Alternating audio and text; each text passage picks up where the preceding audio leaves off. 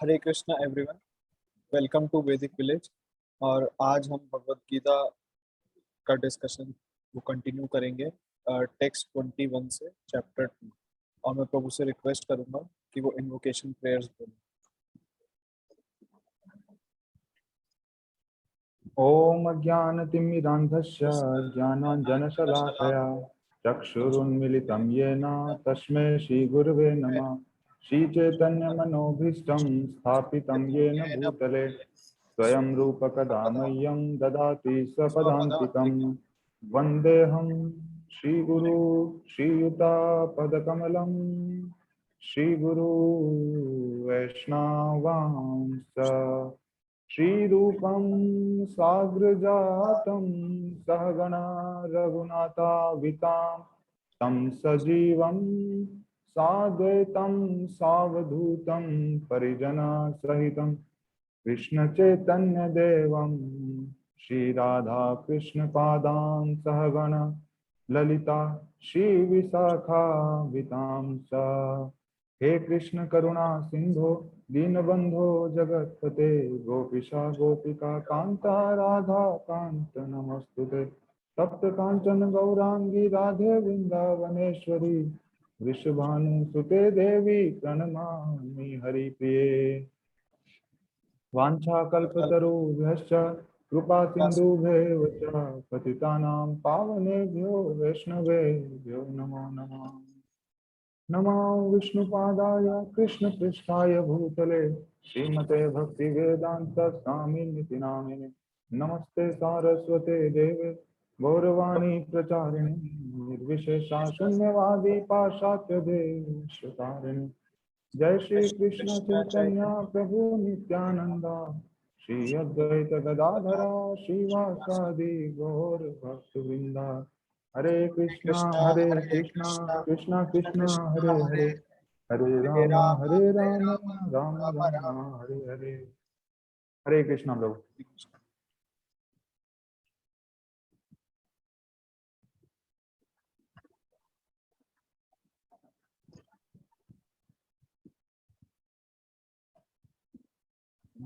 जी प्रभु आप मैं स्टार्ट करूं प्रभु? हाँ हाँ आप शेयर करें।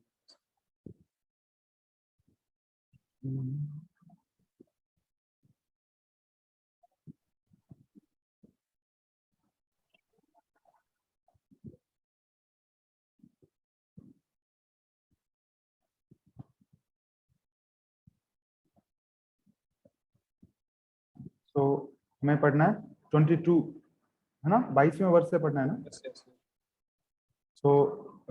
ये एक सबसे one of the most famous verses of Bhagavad Gita. वासांसि जीर्णानि यथा विहाय नवानि गृह्णाति नरोपराणि तथा शरीराणि विहाय जीर्णाय अन्यानि संयाति नवानि देहि। तो कृष्णा, जैसा कि हम देख रहे थे, सबसे पहले एक बेसिक कॉन्सेप्ट क्लियर कर रहे हैं सोल का, मतलब ये बेसिक अंडरस्टैंडिंग है।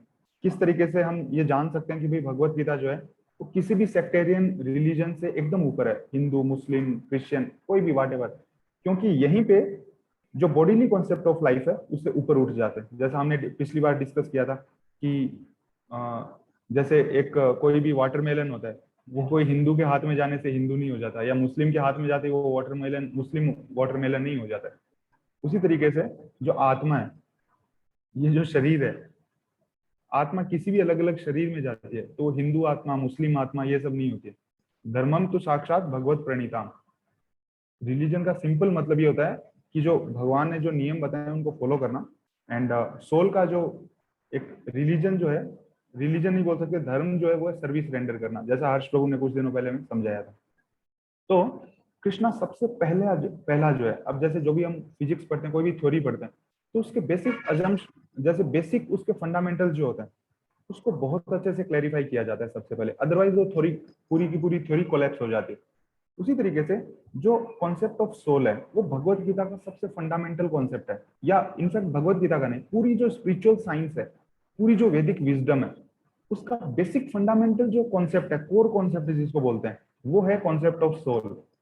कि आप जो हो, आपको ये फिजिकल बॉडी दिख रही है जो पेरिश हो रही है टाइम के साथ जो चेंज हो रही है, आप वो नहीं हो। आप उसके अंदर कोई ऐसा कॉन्शियसनेस, ऐसा पार्टिकल हो जो कि चेंज नहीं हो रहा है। जैसा हमने डिस्कस किया था कि बचपन के अंदर किसी ने थप्पड़ मारा तो हम बोलते हैं भाई मेरे को थप्पड़ मारा। अब आपकी तो सारी सेल बदल गई, even biological point of view से भी देखते हैं, तो फिर कौन सी चीज है जो ये फील कर पा रही है कि वो चेंज नहीं हो रहा है।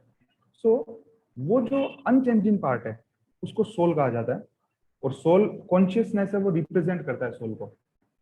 और यही जो है, इस कॉन्सेप्ट को कृष्णा अलग अलग एंगल से समझाएंगे। जैसा प्रभुपाद बताते हैं कि अगर कोई चीज बहुत ज्यादा इंपॉर्टेंट हो तो उसको अलग अलग तरीके से समझाया जाता है। तो हम देखेंगे कृष्णा बहुत एंगल ऑफ विजन से बताएंगे।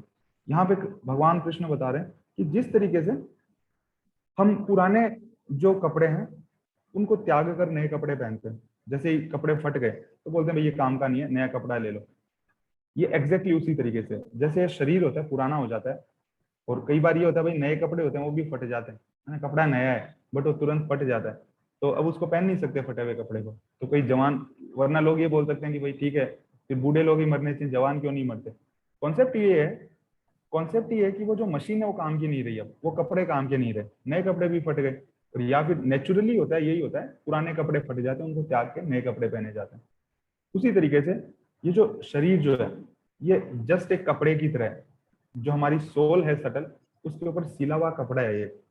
उस सोल की जो चेतना है, हमारी जो इच्छा है, हमारी जो डिजायर है, उसके अनुसार हमें ये एक कपड़ा, एक गाड़ी दी गई है। इवन कृष्ण आगे एक्सप्लेन करेंगे, यंत्र रूढ़ानी मायया, हमें एक यंत्र दिया गया है, एक कपड़ा दिया गया है।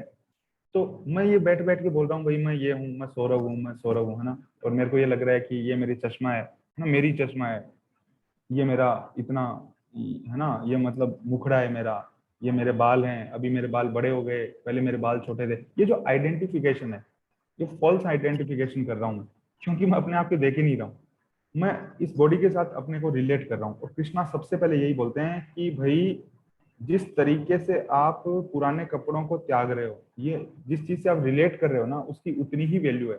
उससे ज्यादा अगर हम वैल्यू देते हैं तो ये बहुत इग्नोरेंस वाली एक बात है।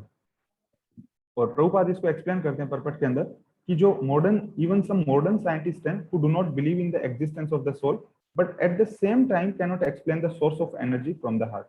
मतलब लोग ये बोलेंगे नहीं भाई कोई आत्मा नहीं होती है, तो भाई ठीक है कोई आत्मा नहीं होती, तो आप बताओ कि हार्ट अपने आप पंप कैसे कर रहा है, किस तरीके से ये जो है पूरी की पूरी बॉडी इतनी ब्यूटीफुली फंक्शन कर रही है, किस तरीके से सारे जो मेटाबॉलिक फंक्शंस हैं, बायोलॉजिकल फंक्शंस है, इतना कॉम्प्लेक्स ह्यूमन सिस्टम है।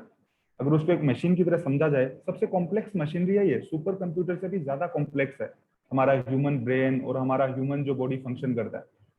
एक सुपर कंप्यूटर को बनाने के लिए इतना ज्यादा एफर्ट लगता है, तो हमें ये लगता है कि ये बस आउट ऑफ द ब्लू आ गया, मतलब ये केमिकल्स है जस्ट। एक्चुअली बहुत अच्छे अच्छे आर्ग्यूमेंट्स आएंगे जब हम आगे पढ़ेंगे, तो कृष्णा किस तरीके से शैटर करते हैं और प्रभुपाद कैसे एक्सप्लेन करते हैं ब्यूटीफुली उसको, कि ये एक फुलिश आर्ग्यूमेंट है।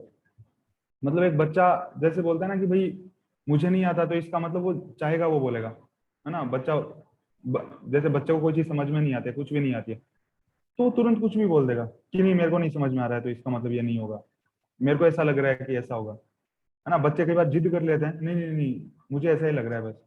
तो ये उस तरीके का आर्ग्यूमेंट है कि भाई ठीक है आपको ऐसा लग रहा है, then you should give some good argument. अगर मुझे, मैं इस चीज को रिजेक्ट कर रहा हूँ, इसका मतलब है मेरे पास कुछ और बेटर आर्ग्यूमेंट होना चाहिए उसको प्रूव करने के लिए, अदरवाइज फिर वो एक बहुत ज्यादा इंटेलिजेंट आर्ग्यूमेंट नहीं होता है। और रूपाल आगे एक्सप्लेन करते हैं कि भाई जो सुप्रीम है वो हमेशा डिजायर फुलफिल करते हैं एटॉमिक सोल की एज ए फ्रेंड। जैसे एक दोस्त होता है वो दूसरे दोस्त की डिजायर करता है फुलफिल, उसी तरीके से भगवान हमेशा हमारे हृदय में बैठे हैं। ईश्वरा सर्वभूतानाम हृदय से अर्जुन तिष्ठति, कृष्णा बताता है कि भगवान हमेशा, हम कोई भी शरीर लें भले कुत्ते का, बिल्ली का, इंसान का, वो एक सच्चे दोस्त की तरह हमेशा हमारे साथ है। लोग बोलेंगे कैसे बताओगे, हम नहीं मानते। अब देखो मानने नहीं मानने की तो आपकी बात, आप मानो या नहीं मानो, लेकिन जो समझना चाहते हैं उसको समझाया जा सकता है। जैसे कि हम उदाहरण लेते हैं कि कोई भी गलत काम होता है वो करने की सोचता है कोई इंसान, आप ये मानिए, है ना। मान लीजिए किसी को, जैसे स्टूडेंट होता है ना, मैक्सिमम हम एक्सपेक्ट करते हैं कि स्टूडेंट ऑडियंस है, तो जैसे स्टूडेंट्स होते हैं वो कॉलेज लाइफ में जाते हैं, जब तक वो 12th तक होते हैं ऑलमोस्ट सारे, है ना, सबकी नहीं बोल सकता बट ऑलमोस्ट ठीक होते हैं, है ना, सब लोग, कोई लिख कर नहीं पीता है, कोई जो है वो सिगरेट नहीं पीता है, ये सब चीजें नहीं करते हैं वो, क्यों, क्योंकि वो स्ट्रिक्ट ऑब्जर्वेशन में रहते हैं अपने पेरेंट्स के। बट जैसे ही वो कॉलेज में जाते हैं तो लोग कहते हैं कि भाई पंख निकल आए, है ना। तो ये सब चीजें स्टार्ट हो जाती हैं।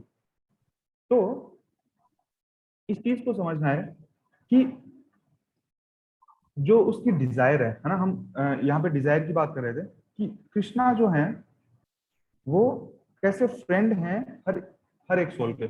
अब उसकी जो डिजायर है वो जैसे ही फुलफिल करना चाहता है कॉलेज के अंदर जाके, मान लो कि शराब पीना है उसको, सिगरेट पीना है, वट एवर रॉन्ग एक्टिविटीज, जब वो करता है तो उसको अच्छा नहीं लगता, मतलब उसको डर लगता है अंदर से कि यार मैं सही तो नहीं। एक आवाज आती है, जो आदमी एकदम पीसफुली सुनना चाहता है उसको आराम से ये बात पता लगती है कि भाई शराब नहीं पीनी चाहिए। कई दोस्त हैं, इवन इनफैक्ट प्रैक्टिकल एक्सपीरियंस रहा मेरा खुद का, है ना। कॉलेज में कुछ दोस्त थे, उनसे बातें करते थे कि भाई क्यों, मतलब शराब से तो कोई भी फायदा नहीं है ना, इससे क्या हो जाएगा। तुम सिगरेट पीते हो, इससे एक बेनिफिट बताओ जो होता है ना, तुम्हारे लंग्स खराब हो जाएंगे, कैंसर और इतनी ज्यादा भयंकर बीमारी है। अगर इनफैक्ट टोबैको के ऊपर इतना बड़ा वो दिखा के रखते हैं यस यस। कि ऐसा नहीं करना चाहिए, है ना, उसके बाद भी कंज्यूम करते हैं। तो उससे बात, मैंने खुद बात की है कई दोस्तों से, तो वो कहते हैं यार सौरभ हमें पता है, मतलब हमें पता है कि ये चीज बढ़िया नहीं है, और जब हम करते हैं तो मतलब अंदर से ऐसे लगता है कि नहीं करना चाहिए। तो अब वो जो आवाज है ना, कौन बोल रहा है ये? आप बोल रहे हो कि भाई परमात्मा नहीं है आपके अंदर, तो आपको ये बात कौन बोल रहा है अंदर से कि ये चीज नहीं करनी चाहिए? ये डिस्क्रिमिनेशन कौन बता रहा है एक बच्चे को, या एक जैसे अपने को कोई भी गलत काम करने से पहले जो डिस्क्रिमिनेशन आ रहा है, बोलते हैं ना अंदर से आवाज, कई बार लोग बोलते हैं भाई दिल तो नहीं मान रहा, मेरा दिल नहीं मान रहा ये काम करने के लिए। तो वो आवाज कहाँ से आ रही है? वो दिल की आवाज जिसको कहा जाता है ना, जो रियली जो बोलते हैं ना हार्ट से, वही आवाज है परमात्मा की आवाज, जो सच्चा दोस्त है। इसलिए कहा जाता है भाई दिल की सुनो हमेशा, क्योंकि परमात्मा कभी झूठ नहीं बोलते। आपके वो सच्चे दोस्त हैं हमारे, और इसीलिए वो सारी डिजायर पूरी करते हैं हमारी, भले ही गलत भी डिजायर हो। अल्टीमेटली वो मना करेंगे कि भाई मत करो, बट फिर भी कोई करना चाहे okay, वो चांस देते हैं। और उसी डिजायर के अनुसार हमने ये कपड़े पहन रखे हैं, ये शरीर, हमें नया नया शरीर मिलता है। किसी को ज्यादा मतलब एंग्री जो होता है, वायलेंट होता है, उसको वायलेंट एक एनिमल का शरीर मिल गया। तो इस तरीके से परमात्मा हेल्प करते हैं अपने फ्रेंड की। और जैसे प्रभुपाद यहाँ पे बता रहे हैं कि भाई जैसे दो पक्षी होते हैं पेड़ पे बैठे हुए, तो उसी तरीके से ये जो शरीर है ये पेड़ के समान अगर माने तो दो पक्षी हैं इस मशीन में, एक आत्मा, एक परमात्मा। परमात्मा जो है वो सिर्फ उपद्रष्टा अनुमंता, वो दो काम कर रहे हैं। जो दोस्त है, दूसरा पक्षी है, वो क्या का काम कर रहा है उसका हिसाब किताब रख रहे हैं। उपद्रष्टा, दूसरा काम है अनुमंता, ठीक है, और उसको सैंक्शन कर रहे हैं, है ना। दूसरा जो दोस्त है वो कुछ अगर काम करना चाह रहा है, उसको देख रहे हैं, ऑब्जर्व कर रहे हैं, उसको करना है या नहीं करना है वो बता रहे हैं, बट फिर भी उसको छूट दे रखी है। तो ये परमात्मा एकदम सच्चे दोस्त की तरह। बताओ ऐसा कोई दोस्त मिल सकता है क्या हमें जिंदगी के अंदर कि मान लो मैं कुछ भी गलत काम करूं, एक नॉर्मल अपन एग्जांपल लेते हैं कि मैं अपनी जिंदगी के अंदर कोई भी काम करूं अनकंडीशनली, कोई मेरे को सपोर्ट करे, मैंने कितना भी गलत काम किए हो, ठीक है, उसके बाद भी वो दोस्त जो है मेरे आके कंधे पे हाथ रखे, बोले कि नहीं यार तुमने जो भी किया, आगे तुम जो भी काम करोगे मैं तुम्हारे फिर भी साथ हूँ। 1000 बार मैंने उस दोस्त की बात नहीं सुनी, ठीक है, दोस्त ने कहा ऐसा मत करो, मैंने वैसा ही किया, उसने कहा ये मत करो, मैंने फिर वैसा किया, उसने कहा ये भी मत करो, मैंने फिर भी वैसा किया। हजारों हजारों बार मैंने ऐसा किया, उसके बाद भी वो दोस्त आके मेरे को कहता है यार कोई दिक्कत की बात नहीं, तुमने पहले जो किया वो ठीक है, अब तुम आगे जो कहते हो, तुम आगे जो करते हो वही करो जो मैं बोलता हूँ तुम्हें, क्योंकि वही तुम्हारे भले के लिए। वो दोस्त फिर भी साथ नहीं छोड़ता है। ऐसे अनकंडीशनल लव को कौन नहीं चाहता है इस दुनिया में, ये बताइए। क्या हम नहीं चाहते कि हमारे दोस्त ऐसे हों कि हम कुछ भी बिहेव किए हों उनके साथ, वो हमेशा हमारे साथ रहें? लेकिन क्या असल में ऐसा कोई दोस्त मिलता है इस दुनिया में कि भाई आप 1000 बार जो है उसको धोखा दो, 1000 बार वो बोलता है उसकी बात मत करो, क्या उसके बाद कोई सपोर्ट करेगा? क्या ऐसा होता है फिजिकली अपने रिलेशन के अंदर? नहीं होता है। लोग थक जाते हैं 5 10 20 25 बार, इतना भी नहीं होता है, धोखा एक बार देते ही लोग भाग जाते हैं छोड़ के, है ना, एक ट्रस्ट। बट परमात्मा इतने अच्छे दोस्त हैं हमारे, ये देखो कृष्णा हमसे कितना प्यार करते हैं, परमात्मा हमसे कितना प्यार करते हैं, ये इस चीज से पता लगता है कि हम बार बार उनकी बात को नकारते हैं, वो बोलते हैं वैसा नहीं करते हैं, उसके बाद भी वो इतने पेशेंट हैं कि वो पास बैठे रहते हैं, वो भागते नहीं है छोड़ के, वो हमेशा हमारी सहायता करते हैं। और प्रभुपाद आगे बता रहे हैं कि ये जो परमात्मा के साथ रिलेशन है ना, जो दो पक्षी बैठे हुए हैं एक डाल पे, अब वो दूसरा पक्षी जब जो रियल उसका दोस्त है उसको भूल गया है, ये फॉरगेटफुलनेस है उसकी कि भाई अभी अपन थ्योरेटिकल बात कर रहे हैं, बट हमारे में से बहुत कम ऐसे लोग हो सकते हैं जो वास्तव में परमात्मा के हर हर बात को सुन पा रहे हैं, क्योंकि हम प्रकृति के जो गुण है, सतोगुण रजोगुण तमोगुण, उनमें इतने ज्यादा उलझे हुए हैं। हमारा माइंड इतना ज्यादा सदा समुद्विग्न धियाम, हम इतने परेशान रहते हैं ऑलवेज कि हम सुन ही नहीं पाते हैं। क्लटर्ड हमारा माइंड जैसे होता है ना, बहुत ज्यादा आवाज होती है। मान लीजिए बैंड बाजा बारात एकदम पास में से जा रहे हैं, तो हम आपस में बात सुन नहीं पाएंगे एक दूसरे की। उसी तरीके से हमारा माइंड जो है उसमें इतनी सारी ये जो वॉइसेस भरी हुई है कि परमात्मा क्या बोल रहे हैं हम सुन ही नहीं पाते हैं मैक्सिमम टाइम। और ये जो फॉरगेटफुलनेस है ना, वो सच्चे दोस्त हैं, वो एकदम ठीक ठीक बात बताते हैं बट हम सुन नहीं पाते हैं। और यही जो रिलेशन को हम भूल गए, फॉरगेटफुलनेस, यही हमारी सारी की सारी मिजरीज का कारण है, सारी की सारी प्रॉब्लम। और और ये जो मिजरी है इसको हम देख सकते हैं प्रभुपाद क्या बता रहे हैं कि मेन मिजरी क्या है हमारी, असत ग्राहक सदा समुद्विग्न धियाम। हम हमेशा उद्विग्न रहते हैं, परेशान रहते हैं। क्यों रहते हैं? असत ग्राहक। हम बार बार डिजायर करते रहते हैं, भाई ये इच्छा हो गई, ये इच्छा हो गई। मरते वक्त तक, जैसे हर्ष प्रभु कुछ दिनों तक पहले बता रहे थे, यही इच्छा है कि भाई हलवा खिला दो, मैंने ये गलत कर दिया, वो कर दिया। मतलब मरते वक्त तक वो इच्छा है। तो क्या होगा? जो इच्छा है वो दोस्त दोबारा आपको सैंक्शन कर देगा। इसीलिए प्रभुपाद बोल रहे हैं कि changing is position from one tree to another tree, from one body to another. ये सबसे, अब लोग बोलेंगे भाई इसमें क्या दुख की बात है, एक ट्री से दोबारा ट्री में जा रहे हैं। इसमें चार चार प्रॉब्लम्स हैं, जन्म मृत्यु जरा व्याधि, जो हमने पहले डिस्कस किया था। ये प्रॉब्लम है, हम चेंज तो करते हैं ट्री, बट वो प्रॉब्लम हमें बार बार झेलनी पड़ती है। और इसीलिए जो जीव है, जो सोल है, इंडिविजुअल सोल, वो बहुत ज्यादा स्ट्रगल कर रही है इस मेटीरियल बॉडी के साथ। हम हमारी डिजायर से बॉडी ले लेते हैं और फिर हम बोलते हैं कि जो है मैं आजाद होना चाहता हूँ, है ना, पक्षी की तरह मेरे को फ्रीडम चाहिए। फिर मैं जाता हूँ और स्काई डाइविंग करता हूँ। बट एक्चुअली इसका सॉल्यूशन है। इनफैक्ट आज प्रभुपाद एक लेक्चर में सुन रहा था, उसमें बता रहे थे कि अ, हम सोचते हैं कि भाई डेथ है वो इनएविटेबल है और मिजरीज है वो इनएविटेबल है। लोग बोलते हैं भाई जो प्रॉब्लम्स है वो पार्ट ऑफ लाइफ है और जो मरना है वो तो सबको पड़ेगा ही। ये सच नहीं है, ये झूठ बात है। डेथ इनएविटेबल नहीं है, जो इटर्निटी है वो इनएविटेबल है। और जो हैप्पीनेस है वो हमारी नेचुरल स्टेट है। दुख हमारी नेचुरल स्टेट नहीं है, तभी तो हम दुखों में रहना नहीं चाहते हैं, क्योंकि वो हमारी नेचुरल पोजीशन है ही नहीं। हम हमेशा खुश रहने वाले इंसान हैं, हमारी नेचुरल पोजीशन है खुश रहना हमेशा। और हम कभी मरते हैं ही नहीं, ये हमारी नेचुरल सिचुएशन है। बट वो इस मशीन के अंदर नहीं है। मेरी नेचुरल पोजीशन है वो इस मशीन की नेचुरल पोजीशन नहीं है, इन कपड़ों की नेचुरल पोजीशन नहीं है वो। मेरा जो शरीर है वो नेचुरल पोजीशन उसकी नहीं है हमेशा खुश रहना। तो ये जो डिस्क्रिमिनेशन है, ये पहचानना कि भाई मैं कौन हूँ, यहीं पे सारी की सारी प्रॉब्लम खत्म हो सकती है।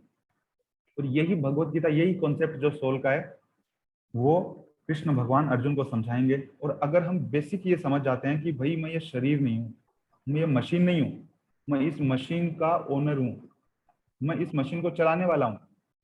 और जैसे ही मैं अपने आप को रियलाइज करता हूँ तो पता लगेगा कि भाई मृत्यु जो है, क्योंकि आत्मा कभी मरती नहीं है, ना जायते ना म्रियते वा कदाचन। तो बस सिंपल सी बात है, आइडेंटिफिकेशन मेरे को चेंज करना है। मैं सोच रहा हूँ मैं ये शरीर हूँ, शरीर हूँ, शरीर हूँ, तो फिर मेरे को मरना पड़ता है। अगर जैसे ही मैं रियलाइज करता हूँ कि मैं शरीर नहीं है, आत्मा हूँ, उसके बाद ना कोई मौत है, ना कोई बंधन है। Eternal freedom, happiness and blissful life, full of knowledge. So I think my time is over प्रभु।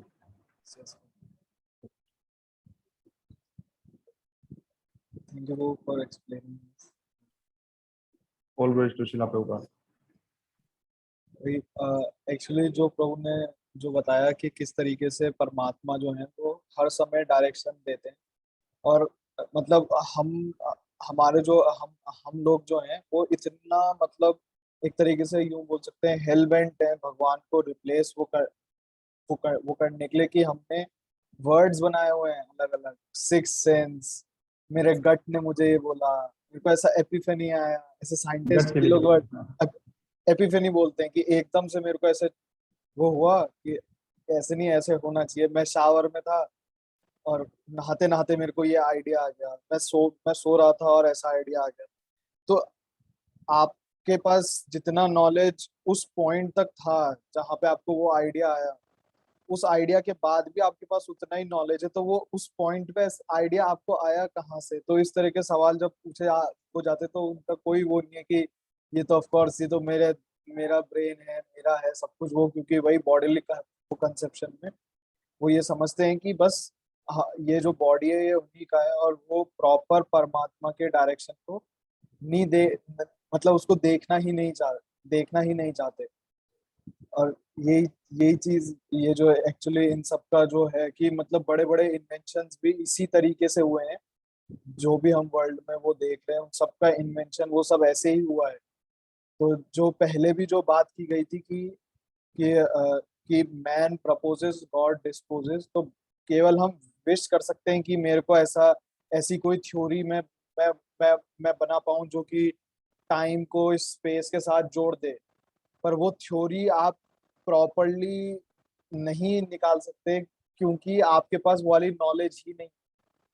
जिसने वो बनाया है वो आपको उस नॉलेज को अगर इम्पार्ट कर दे, या उस नॉलेज का कुछ पार्ट भी इम्पार्ट कर दे, तो फिर आप वो बता सकते हो। और अभी वही है जो कि हमेशा से बस लोगों को यहाँ पे बस हर चीज पे अपना पेटेंट कर दे, वो ये कर देना है, तो वही हम चीज करते हैं कि हम माइनस गॉड कर देते हैं हर चीज में से, और उसको अपना पेटेंट कर देते हैं।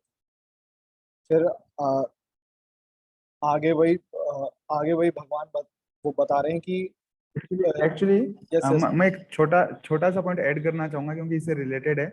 एक बहुत फेमस साइंटिस्ट हैं, तो वो अपनी बुक में लिखते हैं, और मतलब काफी क्वांटम फिजिक्स पे जो उनकी ये जो है टाइम एंड स्पेस के ऊपर ही उनकी ये बुक थी, तो उसमें वो लिखते हैं कि why is the question of fool. मतलब साइंटिस्ट की ये हालत है कि उनको जो चीज नहीं आती है वो उसको एकदम अवॉइड कर देते हैं कई लोग। भाई क्यों नहीं पूछ सकते भाई, उनका ये कहना है वाट पूछो कि ये क्या है, हाउ पूछो कि ये कैसे हुआ। क्यों? क्योंकि इसको आप मैथ्स में बता दोगे। बट आप जैसे वाई पूछोगे तो ये फिलोसॉफिकल हो गया। फॉर एग्जाम्पल, कोई भी मैकेनिज्म है ना, आप बोलो कि ठीक है आप बीमार हो रहे हो, है ना, फॉर एग्जाम्पल ले लेते हैं, तो आप बोलो कि भाई व्हाट, तो उसका एग्जाम्पल देते हो कि ये व्हाट क्या है, तो आप बोलोगे this is X Y Z disease. How, आप पूरा बोल दोगे कैसे हुई है डिजीज, है ना, उसका पूरा बोल दोगे कि भाई ठीक है ये एबीसी रीजन से हुई, ये वायरस था, वो हुआ वो। बट अब जैसे आप वाई पूछोगे क्यों हुई ये डिजीज, है ना, इसका तो वो शॉक। और इसी तरीके से इस दुनिया के अंदर मिजरी है, तो व्हाट आप बोल दोगे ठीक है ये दुख है। हाउ आप बोल दोगे ये जो वॉर हुआ, पेस्टिलेंस जो भी हुआ। बट वाई, क्यों हुआ, तो वो बोलते हैं why is the question of fool, है ना। अब क्यों भाई, क्यों फूल, जब आप जवाब नहीं दे पाते हो तो आप नर्वस क्यों हो जाते हो, यस यस। है ना। At least they should accept if they cannot answer a question. अब डेथ है, ठीक है, उसका वो बोल देंगे कि व्हाट इज दिस, डेथ है तो वो उसको एक्सप्लेन कर देंगे कि इतना ऑक्सीजन या वो नहीं है, तो वो डेथ बोल दोगे उसको, ब्रेन डेड, पल्सेज इतनी कम आ गई, ये वॉट हो गया। हाउ, वो भी बोल देंगे वो सब कैसे डेथ। वाई डेथ, है ना, डेथ क्यों होता है, तो वो बोलेंगे क्वेश्चन ऑफ फूड। तो ये बहुत इंटरेस्टिंग पॉइंट है, हर्ष लोग जैसा बता रहे थे कि चीजों को अवॉइड करना और नहीं मानना ये एक बहुत गलत बात है। और और वही चीज के लिए इसीलिए ये जो वाय है, तो इसीलिए भगवत गीता मतलब इम्पोर्टेंट है, क्योंकि इसी में सारे ये जो जितने भी हैं वो क्वेश्चंस वाय, तो वाई व्हाट व्हेन सबका आंसर आपको मिल जाएगा। और वही आगे भगवान फिर वही अर्जुन को यही एडवाइस को कर रहे हैं कि इसीलिए तुम्हारे जो भी ग्रैंडफादर, मतलब जो तुम्हारे पितामह हैं या तुम्हारे जो गुरु हैं, वो लोग उनको उन वो लोग भी इस युद्ध में अपना जो शरीर है उसको बदलेंगे, और उसके लिए तुम्हें दुख करने की जरूरत नहीं है, क्योंकि अगर कोई युद्ध क्षेत्र में अपना शरीर छोड़ता है, तो ऑफकोर्स जो जो इस शरीर की जो प्रतिक्रिया जो आनी है वो सब उससे उनसे वो छूट जाता है, और उसे हायर स्टेटस ऑफ लाइफ, या फिर जो ऊपर के जो लोग हैं जैसे स्वर्ग लोक या मुक्ति भी मिलती है। तो इसीलिए अर्जुन के पास लेमेंट करने के लिए अवसाद में आने का कोई कारण नहीं। फिर आगे के वर्ड्स में अ, बहुत अच्छे से आत्मा का एक्चुअली जो प्रॉपर्टीज है वो भगवान वो बताते हैं कि नैनम छिन्दन्ति शस्त्राणि नैनम दहति पावक न चैनम क्लेदयन्ति आपो न शोषयति मारुत।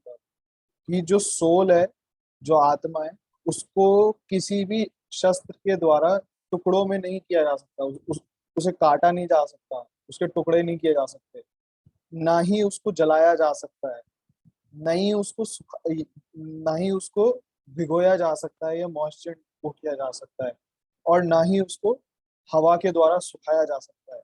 अब जब हम ये प्रॉपर्टीज देखते हैं तो हम इससे ये समझ सकते हैं कि इससे ही, केवल इस थ्योरी से आप बता सकते हो कि यूनिवर्स के हर हर हर यूनिवर्स में हर कोने में आपको जीव मिलेंगे। क्यों? क्योंकि आत्मा हर तरीके से रहती है, और जब आत्मा रह सकती है, और हम ये भी देखते हैं कि किस तरीके से अर्थ पे भी अलग अलग एनवायरमेंटल कंडीशंस में जीव मिलते हैं। लावा तक में भी, जो लावा है उसमें भी जीव होते हैं। तो उनकी बॉडी भी वैसी है, और आत्मा कभी भी किसी भी तरीके से नष्ट नहीं की जा सकती। नहीं उसको तोड़ा जा सकता है, सुखाया जा सकता है, गीला किया जा सकता है। तो आत्मा तो हर जगह पे आपको मिलेंगी। और यही चीज है, इसीलिए चाहे कोई भी तरह का शस्त्र हो, चाहे वो तलवार हो, आग हो, बारिश हो, तूफान हो, कुछ भी हो, वो आत्मा को मार नहीं सकता। तो ये वाली जो थ्योरी है कि आत्मा खत्म हो जाएगी इस शरीर के साथ, ये बिल्कुल ही गलत है। और यही चीज हम देखेंगे कि कैसे प्रभुपाद जी आगे बताते हैं कि जो मॉडर्न साइंस है वो इस साइंस में भी पीछे है। जो वेपन्स की यहाँ पे बात की गई है, ये जो वेपन्स की बात की गई है, इनमें भी पीछे ऐसे है कि अभी हमारे पास केवल फायर वेपन है। हम केवल आग लगा सकते हैं, जैसे बम फोड़ के या मिसाइल से या इस तरीके से बस हम आग लगा सकते हैं। पर 5,000 साल पहले महाभारत के टाइम पर भी इस तरह के वेपन्स थे, जो कि हवा का, ईथर का, जो कि खम खम बोलते हैं ना, हाँ उसको उसको खम कहा जाता है, ईथर या पानी का यूज करके वो वेपन्स हुआ करते थे। और वो फायर वेपन्स को काउंटरएक्ट करने के लिए, या फिर उसी तरह के जो भी अलग वेपन्स हो उनको काउंटरएक्ट करने के लिए वो रहते रहते थे कि जैसे अगर आग वाला वेपन कोई छोड़ा गया है तो उसको पानी वाले वेपन से को काउंटरएक्ट किया जाता है। और स- अ, और और जब ये वाला जो वर्स जब आता है कि आत्मा के टुकड़े नहीं किए जा सकते, केवल इस वर्ष से ही मायावाद की पूरी थ्योरी वहीं फेल हो जाती है कि जब आत्मा टूट ही नहीं सकती, तो फिर हम जैसे जो सोल हैं वो एग्जिस्टेंस में आए कैसे? क्योंकि उनका तो, मायावादियों का तो यही एक है कि हम टाइम के किसी उसमें जो कि पूर्ण आत्मा उसका छोटे अंश में टूटे और भौतिक जगत में गिरे, और फिर हम इस तरीके से आए। तो जब आत्मा को तोड़ा ही नहीं जा सकता तो हम टूट कैसे गए? तो यहाँ पे मायावाद का थ्योरी का पूरा वो खंडन किया किया गया है। और और वही चीज कि जो आत्मा है वो इल्यूजन में या इग्नोरेंस की तमस गुण में, और इल्यूजन जो है कि मैं ये बॉडी हूँ, इस चीज में कैसे, कहाँ तक कैसे पहुंची, इसका कोई ओरिजिन का कोई वो नहीं है इस वर्ष के अनुसार। और वही चीज को अगर आगे हम उसको समझें तो जो भगवान है वो एक तरीके से आग है। अगर हम उनकी आत्मा का क्वांटिटी उसको क्वांटिफाइबल वो करना चाहें तो, और हम सब जो हैं, जो अंश हैं, वो एक तरीके से उस आग की चिंगारी है। तो चिंगारी जो है वो जब तक बुझेगी नहीं, जब जब तक वो आग के कांटेक्ट में है। अगर वो आग से दूर चली जाएगी तो वो अपने आप ही वैनिश हो जाएगी। और इसीलिए यही यही कारण है कि हम इग्नोरेंस में आ जाते हैं। क्यों? क्योंकि हम अपना जो सोर्स है, जो आग है, उससे दूर आ चुके हैं। और वराह पुराण में भी इसीलिए जो सभी जीवों को जो है वो भगवान का अंश बताया गया है, पार्ट एंड पार्सल बताया गया है। तो अगर हम सो इवन आफ्टर, और अगर हम ये जो इल्यूजन है कि मैं बॉडी हूँ, अगर हम इस इल्यूजन से बाहर भी आ जाते हैं, तब भी हम अपनी सेपरेट आइडेंटिटी मेंटेन करेंगे। क्योंकि हम देखेंगे कि आगे के वर्सेस में भी जब जब आत्मा की वो प्रॉपर्टी वो बताई गई है, तो कभी भी उसको जोड़ा नहीं जा सकता, ऐसे मर्ज नहीं हो सकता, घोला नहीं जा सकता उसको। तो हम कभी भी पूर्ण आत्मा में या भगवान में जो जो उनका जो ब्रह्म में कभी भी मिल नहीं सकते। क्यों? क्योंकि आत्मा को घोला नहीं जा सकता है। अगर सॉल्यूबल होता है, जैसे कि एक नमक में पानी को आप घोल घोल सकते हो, वैसे वैसे आत्मा को नहीं घोल सकते, इनसॉल्यूबल है। और यही चीज आगे भगवान अर्जुन को बताएंगे। फिर आगे के वर्ड्स में भगवान कह रहे हैं कि जो मैंने बताया कि आत्मा को ना तोड़ा जा सकता है, अनब्रेकेबल है, इनसॉल्युबल है, घोल ना तोड़ा जा सकता है ना घोला जा सकता है, ना जलाया जा सकता है ना सुखाया जा सकता है, और ये हमेशा एवरलास्टिंग हमेशा रहेगी, हमेशा से थी और कभी भी बदलती नहीं है, और हमेशा जो नेचर है इसका इटर्नली सेम ही रहता है। यही चीज जो आत्मा की प्रॉपर्टीज को भगवान अब अलग अलग एक जो है एंगल से समझा रहे हैं कि कि जो भी इंडिविजुअल सोल है, कोई भी लिविंग एंटिटी है, तो उसका जो भी इंडिविजुअल सोल जो है वो इटर्नली रहता है, वो कभी भी खत्म नहीं होता।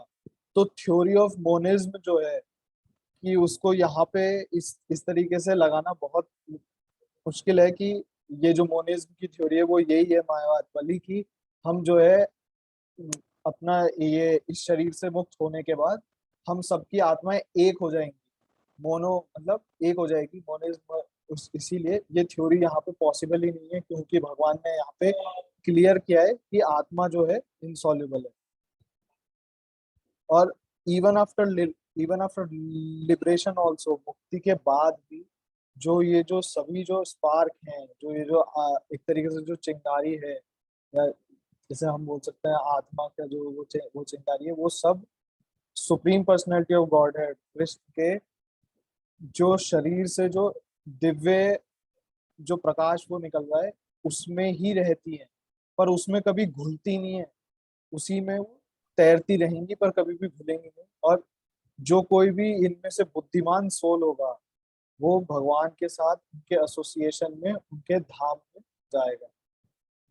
इसीलिए यहाँ पे एक और वर्ड यूज किया गया, द वर्ड सर्वगता, ऑल परवेडिंग, कि ये जो आत्मा है ये भगवान के क्रिएशन में हर जगह पे है। यहाँ पे इसलिए ये वर्ड ऑल परवेडिंग यूज किया गया है, जो मैंने पहले भी वो बताया था कि आत्माएं जो है वो हर जगह पे हो सकती हैं। क्यों? क्योंकि उनके साथ वो कभी कटेगी नहीं, सूखेगी नहीं, वो जलेगी नहीं, किसी भी मटेरियल एलिमेंट का कोई उस पर इफेक्ट नहीं होगा। इसीलिए वो भगवान की हर क्रिएशन में हर जगह पे, और वो पानी में, एयर में, यहाँ तक कि आग में भी वो र- वो रहती हैं। तो इसीलिए ये सोचना कि जो लाइफ है वो केवल अर्थ पे ही पॉसिबल है, ये बहुत ही गलत है। यहाँ पे लाइफ जब यहाँ पे अर्थ पे लावा के अंदर तक हमें लाइफ मिलती है, तो लावा में जहाँ पे 1000 से ऊपर कोई टेम्परेचर होता है, 1000 डिग्री सेल्सियस से, तो सन पे भी हमें लाइफ होगी। और इसीलिए सन ग्लोब को भी वेदों में सन, मून, इन सब पे लाइफ को माना गया और लाइफ। चलिए आज हम यहीं तक करेंगे। Thank you for joining. Shrimad Bhagavad Gita की, जय श्रील प्रभुपाद की, जय। जय गौर प्रेमानंदे। हरि हरि बोल। Thank you. Thank you very much.